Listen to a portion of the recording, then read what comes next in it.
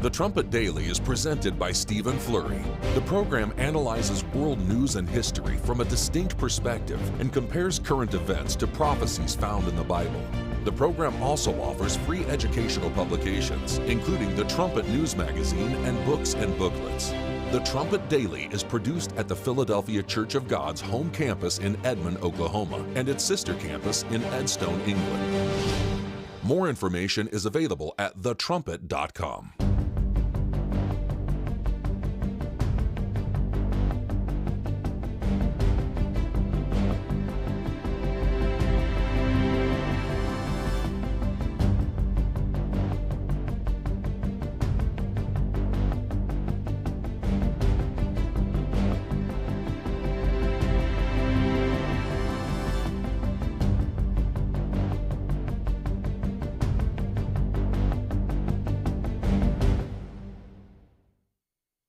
The Trumpet Daily program begins right now. Today's world news, what it means, where it's taking us. I bring you the one and only possible message of world peace. This is a message of hope, tremendous hope. And he said unto me, you must prophesy again. The Trumpet Daily program begins right now. Folks on the Republican side, your Republican colleagues, say that they are very scared to walk outside in D.C., that they think this is completely the right thing to do. Senator, are you scared walking around Washington, D.C. these days? I walk around all the time. I wake up early in the morning sometimes and take a nice walk as the sun is rising around some of the Capitol and the other monuments and things, and I feel perfectly safe. They're full of it. The militarization of our cities and our domestic law enforcement violates the Posse Comitatus law and violates everything that we believe in Americans. Are Republican members of Congress going not only to roll over to Donald Trump's will, but to roll over our democracy and allow him to take over this country as a fascist dictator? About 400 National Guard troops have now reported for duty in Washington, D.C. Big change on the ground there. It is expected to double by week's end to 800. We're going to change the laws. We're going to lower the age of criminal responsibility. We've seen too much of it. We've seen homicides against young people. We've seen assaults in areas where just a couple days ago, a kid gets a fractured nose and gets a severe concussion by 12 and 13-year-olds trying to steal a car. Why? Because they've been allowed to do it. Not anymore. You see, these things don't happen in states like Florida. You know why? Because if you carjack me, I'm liable to shoot you, no matter what your age is. And that happens in red states. But when you take the Second Amendment away from so many citizens in these liberal cities, they can't protect themselves. And so now these kids that don't have a fear of God, they're emboldened by the culture, by the music that they listen to, by the movies that they watch, by the culture that they take into their spirit, right? None of these kids go to church on Sunday morning. These kids don't have a fear of God. These kids don't think about heaven and hell. And that's the problem in our nation. We've let these liberals go so deep into removing God from schools. Now these kids don't have spirituality. We got to put the 10 Commandments back in our schools. We got to get the fear of God back into the children of America. And the murder rate, you can't keep saying violent crime is down, but the murder rate's up. To the average person, the murder rate's about life and death. You don't brag about a rising murder rate. And the Democrats are, I agree with you, Mika, they're falling into the trap of defending what's indefensible. It's a trap. It's not a winner politically to say, oh, you're wrong, look at the data. Because, you know, if one violent crime happens in a very heavily populated part of the city, people hear about it, and it's visceral. They don't want it. And they'll gravitate to the person who appears to be doing something about it. And I don't have a problem tactically with what Donald Trump is doing here. He doesn't have to be the most dangerous place on earth. Something can be improving, but still really bad. If your house is on fire and then a third of the fire goes out, it's less bad, but it could still be an emergency. I work in D.C. It is dangerous there. You cannot deny that. And a common police tactic is to surge resources. Much of what they took. Instead, they just trashed the place, as this video obtained by our news partner WTOP shows. We asked the couple what they think of President Trump's plan to federalize city police and deploy more officers and the National Guard. I'm telling Trump, yeah, just send the boys to Bend Road because this is crazy. And then you see Dollar Tree closing, CVS closed down, 7-Eleven closed down. We trying to put a store in your community, then you do this. This is the CVS she mentioned that closed. At the next closest one on H Street, you can't even so much as buy a $2 bottle of soap without asking an employee to unlock the display case. The city keeps saying crime is down, but do you feel safe? No, I don't think so. Crime is down. Crime is up. In D.C.? Who told that lie? Yeah, okay. I think this sort of gives the game away here because Donald Trump is like Air Jordan towering over Joe Biden when it comes to their handling of crime. Look, in 2024, look at where Biden's net approval was on crime. Way underwater there at minus 26 points. It was one of Biden's worst issues. Granted, pretty much every issue was one of Biden's worst issues. And again, look at where Donald Trump is. way, way, way above Joe Biden. What is that? That's 27 points. So Americans vastly prefer Donald Trump's approach to crime than they did to Joe Biden's. And again, I think it gets back to the point that Americans are far more hawkish on crime than a lot of Democrats want to admit. The Democrats are afraid to do anything because they don't want to be criticized. But fighting crime is a good thing. We have to explain. We're going to fight crime. That's a good thing. Already they're saying he's a dictator. The place is going to hell, and we've got to stop it. So instead of saying he's a dictator, they should say we're going to join him and make Washington safe. But they say he's a dictator. And then they end up getting mugged, and, but the stats are very bad. But more on the nation's capital. We covered a lot of this on Tuesday's show, and we're coming back to it here for the start of today's. I agree with Mika. Can't believe I just said that. But how do you defend, wide open borders for the criminals? In this case, just let him roam all over D.C., rob stores, carjack, murder. And here comes Trump with some common sense policies. And as you saw there, he doesn't have the support of Dan Goldman, but he's got the support of local residents there in D.C. You're listening to Stephen Flurry, and this is the Trumpet Daily. We appreciate you joining us on today's show. If you'd like to email the program with some feedback, the address td@thetrumpet.com. We'd love to hear from you and perhaps read your feedback on the air. The guy in the middle, Jack Brewer was his name. I think even though you can certainly take one angle of this, applauding Donald Trump. We touched on Amos 7 the other day, and how that you're really seeing him exercise king-like powers. You can see why some of the Democrats are freaking out. He's using authority. He's using his position of leadership. He's bringing in the National Guard. He's restoring safety and peace to the streets of D.C. But then you step back and look at the bigger picture.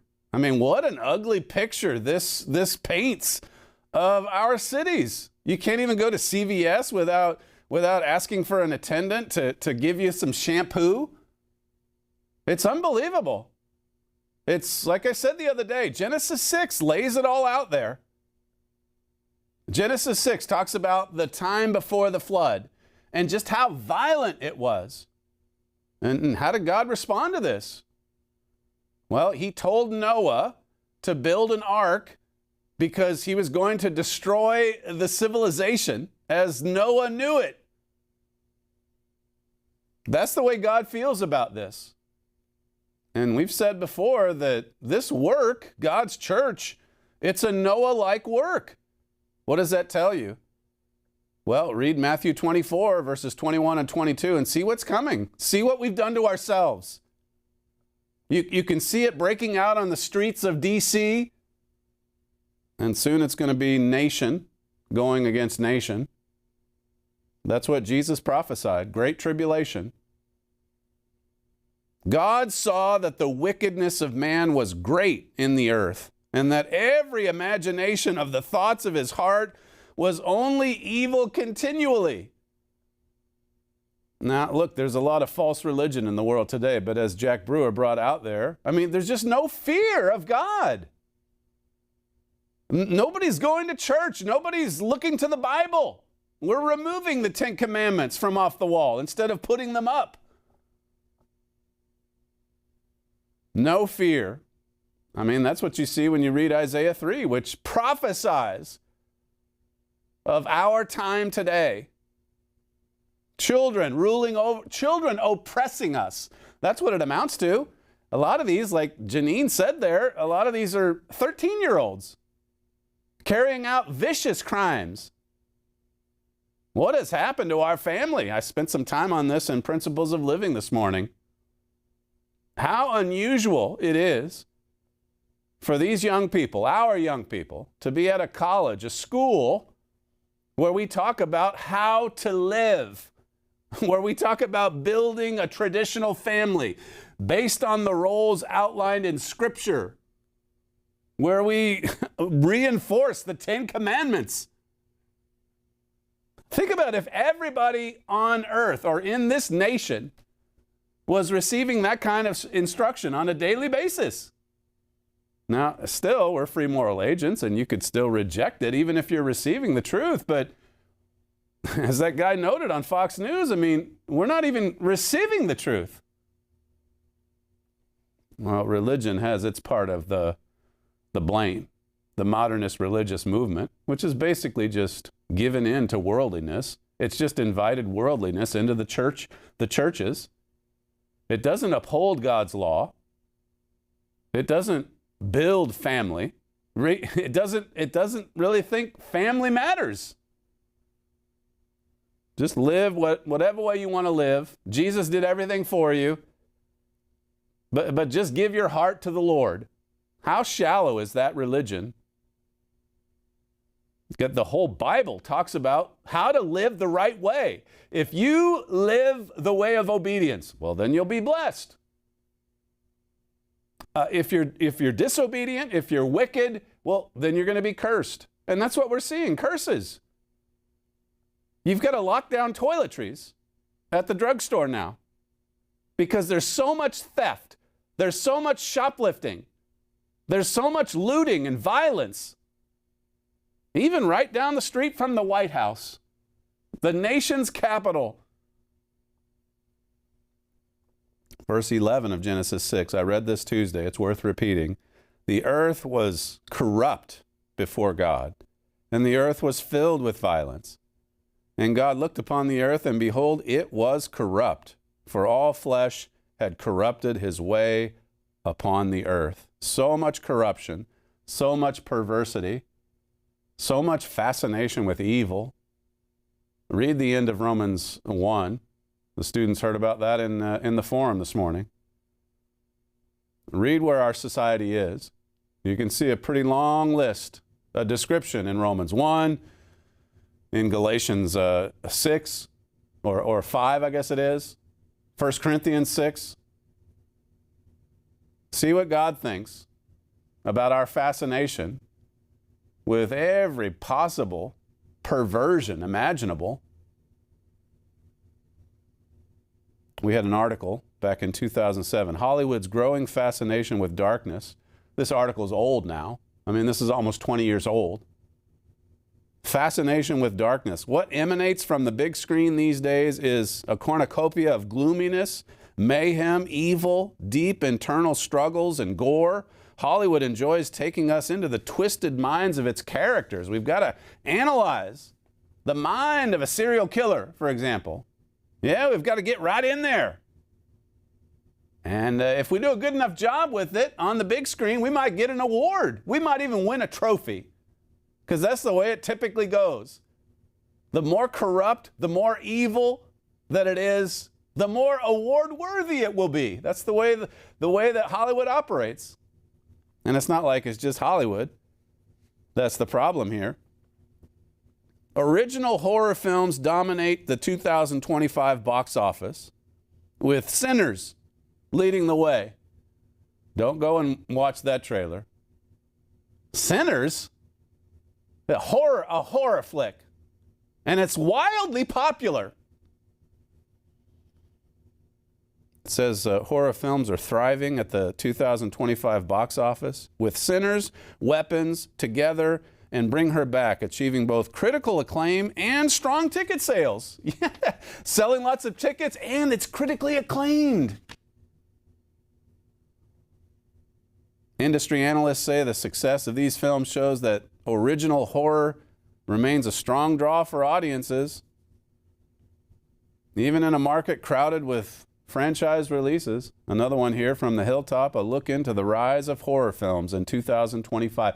So is it going to get better on the streets of America? It's not like people just watch a movie and then go out and commit an act of violence, but look, we're celebrating it. We're awarding it. We're raving about it. On the big screen, we love it. We love the fascination with evil. According to Statistica, horror accounted for about 10% of box office revenues in 2024, doubling its share in the span of a decade. The film industry may experience a larger increase following the release of several horror films this year.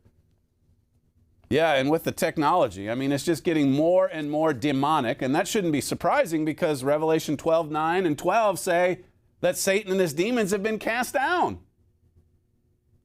They've been confined to this earth for almost 40 years. I was telling the students this morning, I'm old enough to remember what it was like in 1985, 1986, at high school, public school. I mean, it wasn't great. And there were certainly sins in that time as well. Human nature was alive and well back then. But what a different time. The things we celebrate today, the things you see on the big screen, well, we shouldn't even see them because it's so demonic. And they can make it look so real today with the technology. And it's wildly popular. We haven't even gotten to television, our article says, in 2007. I mean, it just basically scratched the surface. Darkness is making good money. Some say it's a healthy outlet for our own darkness within. This is the Trumpet, 18 years ago. But the Bible tells us not to allow our minds to dwell on darkness and evil. It says, in fact, to think on whatever things are true and honest and just and pure and lovely and of a good report. Imagine Hollywood making a movie with content like that. You know, something that's good and lovely. A good report, honest and just. You know, where we just really celebrated honesty and the truth. You think Hollywood's going to come out with a storyline like that anytime soon? It's not going to happen. There's not a chance that that could happen. It says here, granted, there is virtue in thinking on the Bible's true and honest reports of darker occurrences. I mean, we do have to watch world events, and a lot of it's not very pretty. But there's a difference between telling you, showing you what happened on October 7. I mean, that's real. That's human beings murdering and raping fellow human beings. But to go and watch the make-believe, which carries out atrocities, if you can even do it, that are worse than what's happening in real life, and then adding this demonic twist to it, it's really a sick and perverse society in every respect, and you can see a lot about our nations by just looking at the things we're fascinated with, the things we love to dwell on, the things we love to fill our minds with. Romans 1 talks about, you know, the sinners engaged in the corrupt behavior, and then those who are complicit, those who watch it, those who, like Lot's wife, are drawn to it. I mean, she was in a really good family, Lot's wife. And yet look at what the angel had to do to practically drag him out of Sodom. You would think you would just want to sprint and flee from Sodom. Instead, I mean, they had to be helped along. And even then, she looked back. Lot's wife looked back longingly. She missed dear old Sodom. Even though it was going up in flames, she longed for it. She loved it. And that's the way our human nature is. I mean, we're just naturally drawn to filth. That's the truth. There's no getting around that. And we've got to admit it. We've got to confess our sins and go in the direction of God's righteousness. Go in the direction of Philippians 4 and verse 8. And that takes some drive. That takes some initiative. That takes help from God, too. But we've got to plug in to God and His influence. Otherwise, if we just go the way that comes naturally, well, we'll find ourselves fascinated with evil. We'll find ourselves watching things that we shouldn't watch. And then these young people roaming the streets and no fear of God. The Bible tells us that the fear of God is the beginning of wisdom. The fear of God is the beginning of true education. And so many of these fatherless criminals, they don't fear God. They don't fear a father-type figure. They don't fear law enforcement. And so here comes Jeroboam saying, all right, we're going to send in the National Guard. Maybe that'll strike some fear in your heart. Well, let's hope it has some positive benefit. Washington, D.C., I mean, most cities, there's not a lot to really get excited about, but all of those beautiful monuments, all of that wonderful history, you would hope people could just go to D.C. and roam the streets and see the Washington Monument, see Jefferson's Monument, see all those museums. As it is, you got to look over your shoulder. And especially so when the sun goes down. It's not going to be that way in the world tomorrow. Cities are going to be different. The whole world's going to be different. When everyone's thinking about these virtues listed in Philippians 4:8, what a difference. As the saying goes, garbage in, garbage out, right? But if we put in healthy food, mentally and spiritually, if we put in healthy spiritual food, well, think about how different just human lives will be. Philippians 4:8, Paul says, brethren, whatsoever things are true, whatsoever things are honest, whatsoever things are just, whatsoever things are pure, whatsoever things are lovely, whatsoever things are of a good report, if there be any virtue, if there be any praise, think on these things. If there's any virtue, that word for virtue, it means moral excellence. Think on excellent things. Set your mind on the things above, Colossians 3 and verse 2. Seek first the kingdom of God. The kingdom's not been set up on this earth yet. It's here in embryo with the church, but that's it. God's government's in the church. God's education is in the church. But the church is a little flock. The world is feasting on Satan's education. And that's why it is the way it is. That's why when you go into a drugstore on 8th Street there in D.C., everything's locked up. That's why the CVS stores are shutting down, because they keep getting looted. Verse 9 says, those things which you have both learned and received and heard and seen in me, do, Paul says, and the God of peace shall be with you. Now, if you think on these things and then you do them, there will be peace. The God of peace will be with you. The God of peace will help you in the incredible human potential.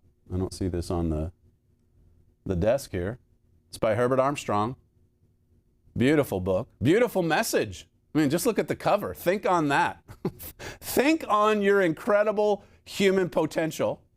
Think on why God created us in the first place. That'll put a smile on your face. That'll bring peace into your heart. It says here, it's vital to understand how true Christianity really works.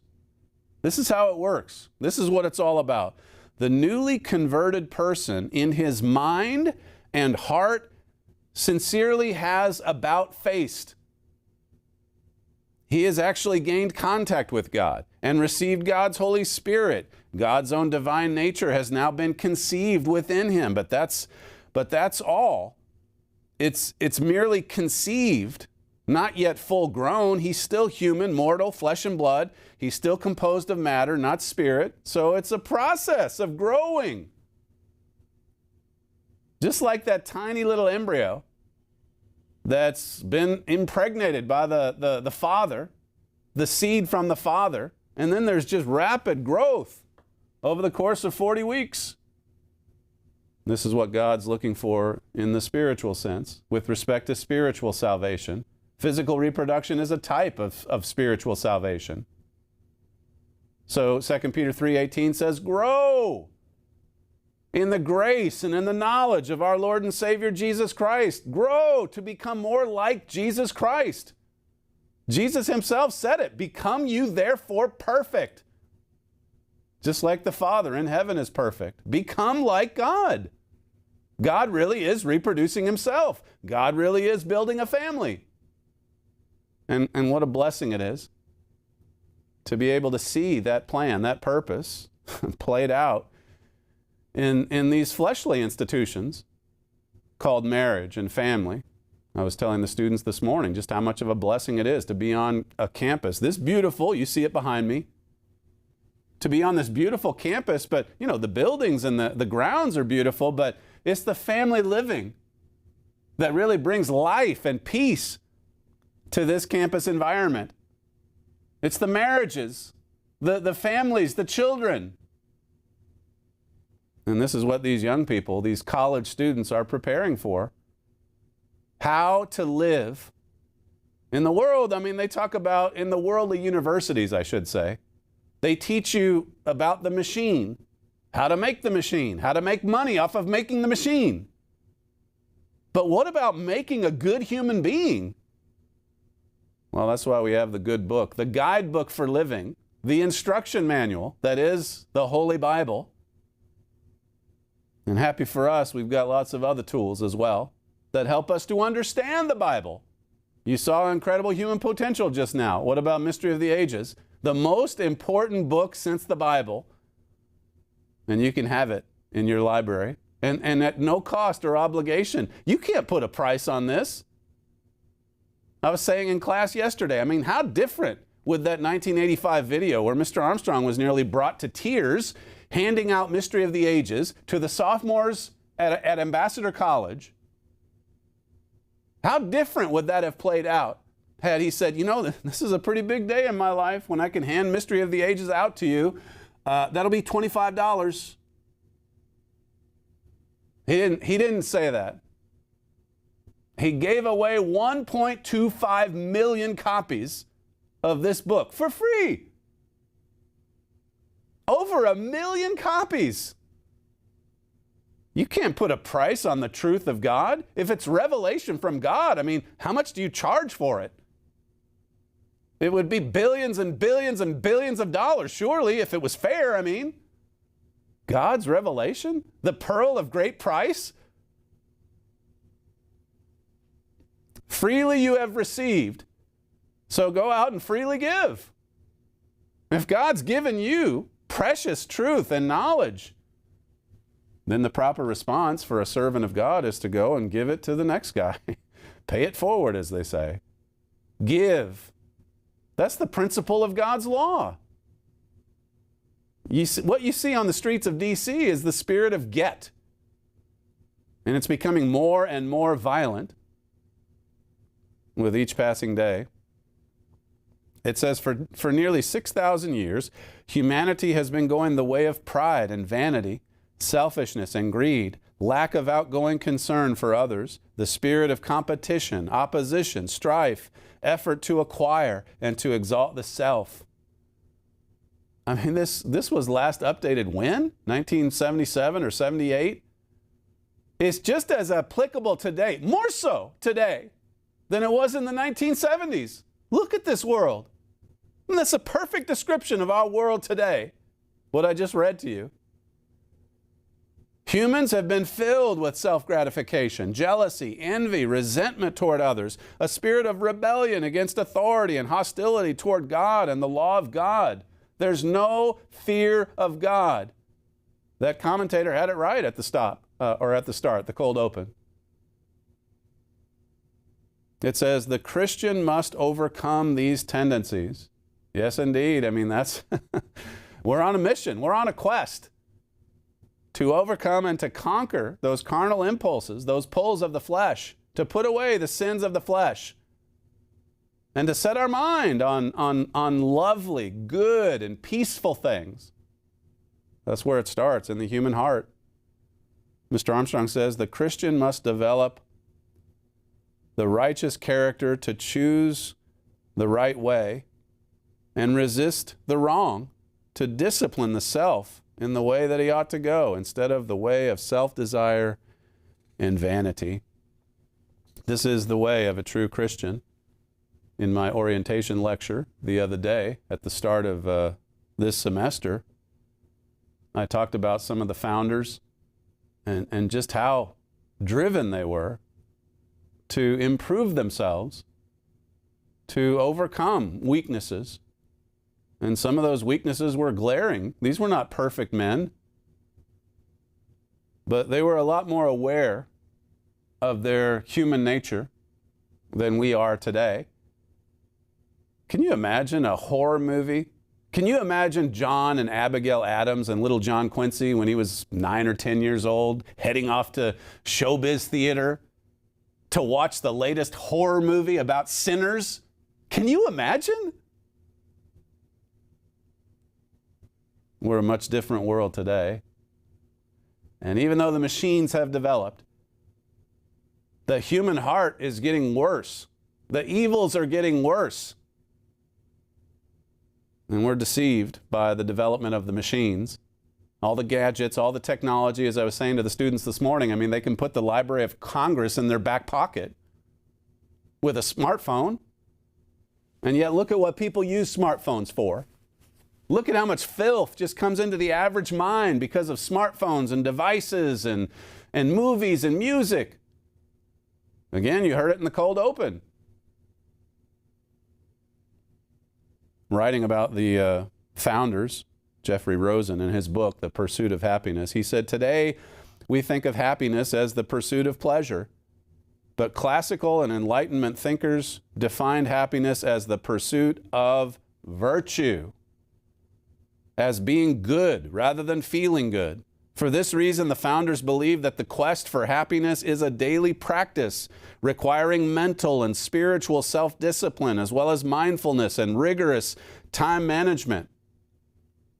At its core, the founders viewed the pursuit of happiness as a lifelong quest for character improvement. These were individuals that, they weren't even called into God's true church. John 6:44, God has to make the call. And only a few have answered it.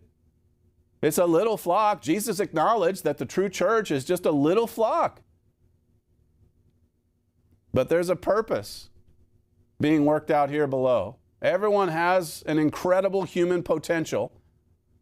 And when God's kingdom is set up and established on this earth, everything's going to change. Suddenly there's going to be Armstrong colleges all over the earth. And it's not going to be me, teaching 18 students. It's going to be all of God's people out and about, teaching hundreds and hundreds of students the way of God, the way of righteousness, teaching them about virtues, about what to even think on. 1 Peter 2:9 says about God's church, God's people, you are a chosen generation, a royal priesthood, a holy nation, a peculiar people, that you should show forth the praises of him who has called you out of darkness into his marvelous light. If you've got a King James Version, you can look into the margin there and see that the word it has for praises is virtues. It's the same Greek word as the one Paul used in Philippians 4:8. Show forth the virtues of God. Show forth the virtues of him who has called you out of darkness into the marvelous light of God's truth, of God's way. Then you go over to the Gospels, the Sermon on the Mount. Jesus said, let your light shine before men. Show this world God's righteousness, God's way of life. It needs it now more than ever because there's just so much violence, so much corruption, so much evil. Just like Mr. Armstrong described, the spirit of competition, opposition, strife, selfishness, self-gratification. Look at these emails that Tulsi Gabbard released yesterday. Between all of the top guys in the Dear Leaders intelligence community, you had the DNI, you've got the CIA, you've got the FBI, all of them. And Mike Rogers He was over the NSA. Basically, their expertise is gathering intel from these communications with foreign nations. And he said, I don't really see it. This intel report we're producing on Russian interference and how that the Russians evidently wanted to help Clinton and hurt, or rather help Trump and hurt Clinton. I'm not seeing it. And James Clapper, for his part, he says, hey, Mike, you got to get on board with this. The dear leader wants this. We've got to produce this before Donald Trump shows up. We need this to keep all this other illegal activity going. He sent an email, again, expressing skepticism over the Russian hack of the DNC and then just the fact that the Russians were meddling at all in the election. And then this is Jim Clapper's response. I understand your concern. It's essential that we, CIA, NSA, FBI, ODNI, it's essential that we be on the same page and are all supportive of the report. We just got to be on the same page, Mike. We just got to support this. Obama wants it. Obama ordered it. In the highest tradition of that's our story and we're sticking to it. It says, this evening, CIA has provided to the NIC the complete draft generated by the ad hoc fusion cell. We will facilitate as much mutual transparency as possible as we complete the report, but more time is not negotiable. This is Jim Clapper. We may have to compromise on our normal modalities. Look, we've only got 4 or 5 weeks to work with here. We might have to lower our normal standards because we got to get Trump. That's what he's saying. Since we must do this on such a compressed schedule, and then finally he says, this is one project that has to be a team sport. You listening, Mike? No time for skepticism here. We need team players. This is a team sport. We're all in this to get Trump. We're all in this to protect Hillary. And they did. And they got away with it for 10 years. And now the truth is finally seeing the light of day. Listen to this from Hannity last night, clip 1. And now we have more breaking news on the origins of the Russian hoax.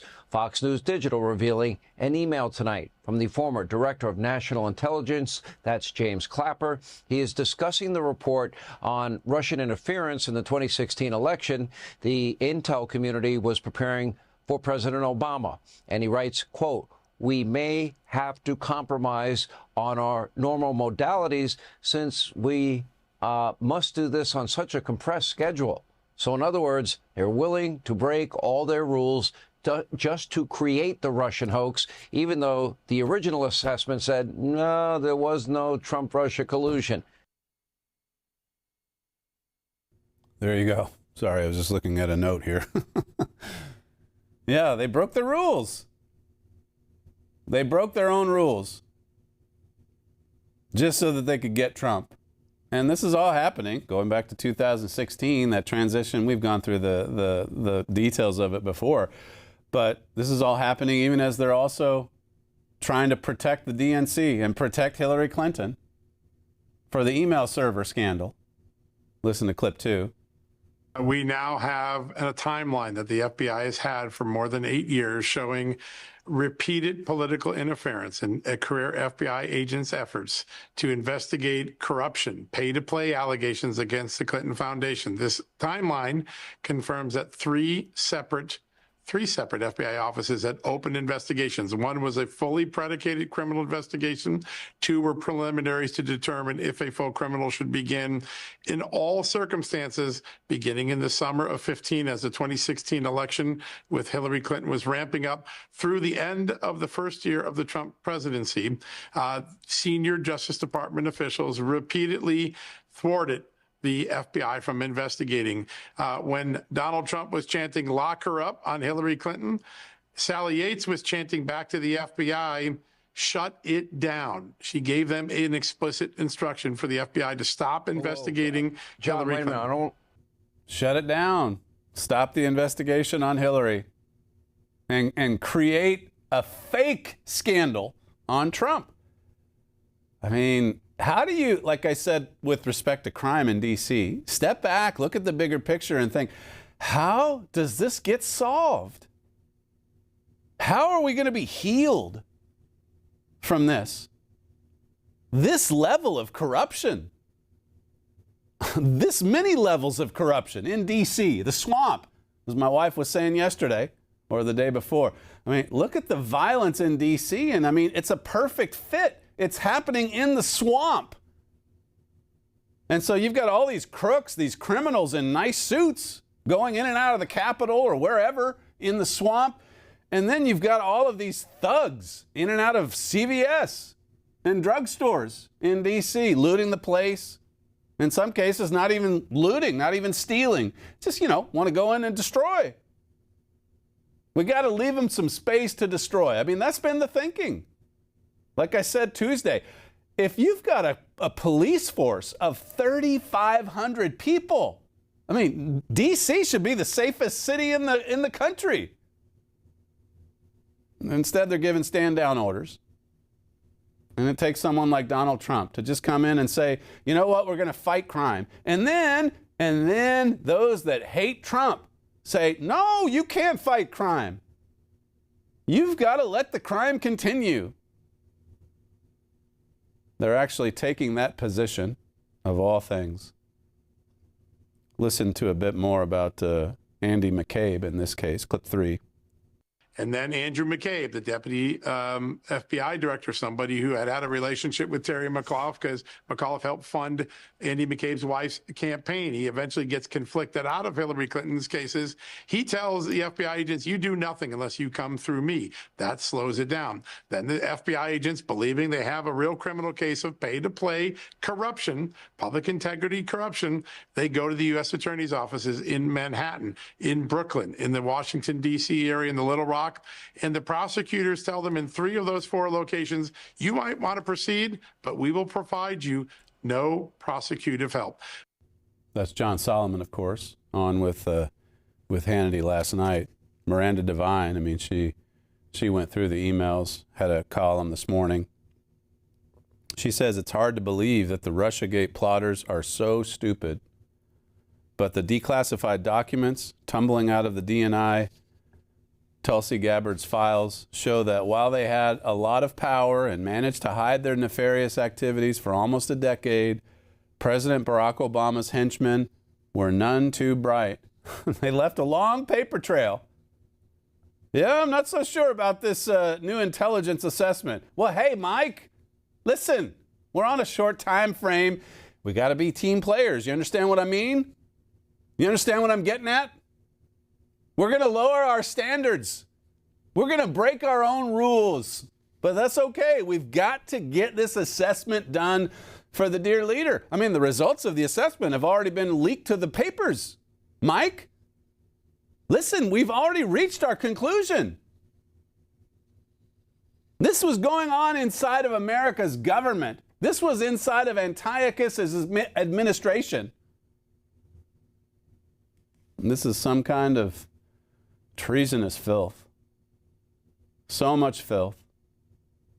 A horror flick is what it amounts to. A horror movie playing out in real time, in real life. All of these horrific atrocities, all of these unbelievable acts of insurrection, a rolling coup for years and years and years happening in the swamp. Listen to more. This is one last one from Hannity, clip 4. Nothing they could do could punch through so that they could find out the truth about Hillary Clinton and corruption. This is political obstruction. It may be criminal obstruction. And tonight I have confirmed that some of the prosecutors who were pressured not to look at this case are beginning to cooperate with the Justice Department. Kash Patel, the FBI director, found this document, just like he found the Adam Schiff document earlier this week, and the one we talked about last night in Comey. FBI unearthing some of the most deeply held secrets of the FBI, and now prosecutors and whistleblowers coming out of the woodwork to cooperate. That gives some momentum to what the Justice Department wants to do, which is see if any of this rises to the level of criminality. In Divine's column, she says, as Gabbard said when she released the emails on Wednesday, Clapper's own words confirm that complying with the order to manufacture intelligence was a team sport. You see, Obama insisted on unity. You were on board with Obama, or Obama came after you. This is the kind of unity that the Republican Party would never have. There's always going to be some dissent. There's always going to be those who criticize Trump. And not that we're recommending that you just blindly go along by any means. I mean, we're here representing God's truth, and there's unity in God's church and family for sure. But I mean, when Satan intimidates you into compliance, I mean, you either do it Antiochus's way, in this case, or you're made a target. There was no reason for the ICA to be completed under such a compressed schedule, less than a month from the Oval Office meeting on December 9, 2016, when Obama ordered Clapper, Brennan, Comey, and others to prepare a new intelligence assessment to replace all the inconvenient others before the election that had found that Russia wanted to sow discord but was not partial to one candidate over the other. That's what the intel community knew and reported for months leading up to that December meeting when Obama said, hey, we're going to pivot. We're going to come up with a new assessment saying just the opposite. And you're all on board. And Clapper, following on, said, hey, this is a team sport, Mike. I mean, they've been caught, as President Trump always says. They have been caught red-handed. And they should be prosecuted. Obama wanted the cooked ICA to be released before Trump's transition on January 20th, 2017. Sam talked yesterday about Schiff, Adam Schiff.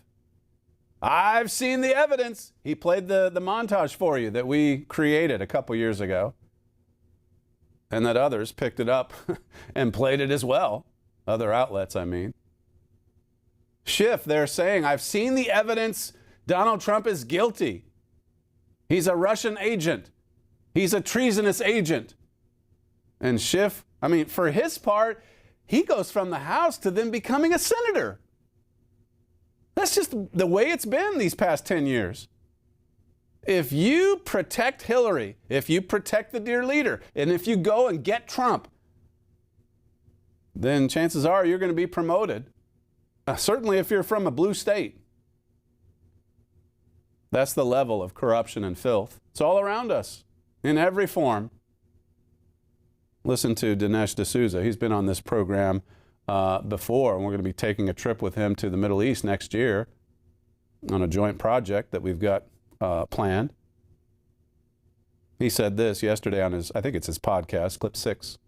The Democratic staffer who goes to the FBI and says what? Well, says that Adam Schiff, while on the Intelligence Committee, was knowingly leaking classified information to the media. His motive, very simple, to get Trump. The staffers were aware that they were leaking the classified information. One staffer, it could very well be this whistleblower, raised the problem. You can't do this. This is not allowed. This is not only illegal, it borders on treason. And apparently the other staffers told him, don't worry, we're not going to get caught. Don't worry, we're not going to get busted. Now, one reason, by the way, that staffers can give this kind of assurance is they know that nobody is going to out them.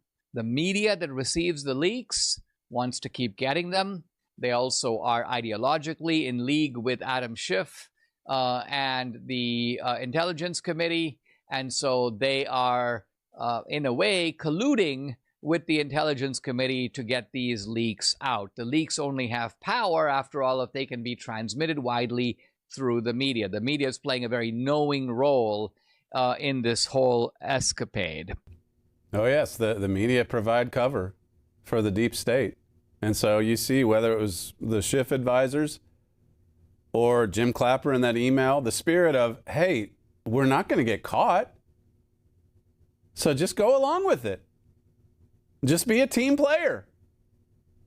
And as D'Souza brings out in the next clip, I mean, he's basically saying this is why these people need to be prosecuted, because they have gotten away with crime for so long, they feel like they're above the law, and you've got to send a message. You've got to restore any kind of law and order. It's just like Donald Trump with the National Guard coming into D.C. You've got to send in the police. You've got to send in the good cops, and they've got to clean house. Or else the violence, the vandalism, the looting, the stealing, the thievery, the cheating, the lying, it'll just continue, right? Play clip 7. So here you see that absolutely ugly and sordid, not ugly and sordid Adam Schiff. You may have thought I was going to go there, but I meant this ugly and sordid combination of motives. Personal aggrandizement, ideological viciousness, a no holds barred, willing to break the law, this smug confidence that I can do it because no one's ever going to come after me. Who's going to come after me? Democrats always get away with this kind of stuff. This is the world in which this character, Adam Schiff, inhabits. And this is really one reason why it is not only ideal, it's not only preferable, it is an utter necessity that the DOJ, within the limits of the statute of limitations, brings charges against these people. My Father in America Under Attack, this book here. If you don't have it, I mean, it was a great read, a great study in the lead up to the miracle of Donald Trump's return last year. But it's still relevant. It's still important. It's packed full of prophecies and details. He says in this book, having such a man at the helm in America, speaking of the dear leader, Barack Obama, has produced bitter affliction. The scandalous acts he and his administration perpetrated are too voluminous to count. Here, though, is a short list. And so, I forget which page this is on exactly, but a long list. And it's not even complete of all that Obama has gotten away with. And like D'Souza says there, I mean, you've got to bring in the National Guard, so to speak. Refusing to disclose foreign donors to his campaign, suddenly reversing his stance on homosexual marriage. This is all the bitter affliction. Refusing to enforce or actively trying to stop duly enacted laws on marriage and immigration. Doubling the deficit, nearly doubling the national debt, eroding average Americans' wealth, massively expanding food stamps and welfare, funneling millions in government contracts to cronies. The Department of Justice organizing racial protests, pushing sexual perversion, spying on journalists, White House staff involved in a prostitution scandal in Colombia. What? Yeah. Yeah, of course. Interfering in the FBI probe into Hillary Clinton's emails, the Veteran Affairs scandal and cover-up, praising the Chinese communist system. I mean, and then, of course, you've got the Biden crime family just lining its pockets. Denying 77% of the Freedom of Information Act requests. So much for transparency. Spending $36 million in lawsuits to keep information secret. Massive land seizures. Spying on former Israeli Prime Minister Benjamin Netanyahu. I mean, he's an enemy, so yeah, use the NSA on him. This is the way Obama operated. And he continued to have an incredible amount of power all through Donald Trump's first term because of the ICA and other fake narratives, hoaxes, and because of people like Clapper and Schiff and Rogers, too, for just going along, and Brennan. You know the suspects. They've been exposed. They got caught. And now we'll see if the National Guard shows up, so to speak. We'll see if the authorities show up and restore order and restore peace and restore, a lawful spirit in our nation's capital, Washington, D.C.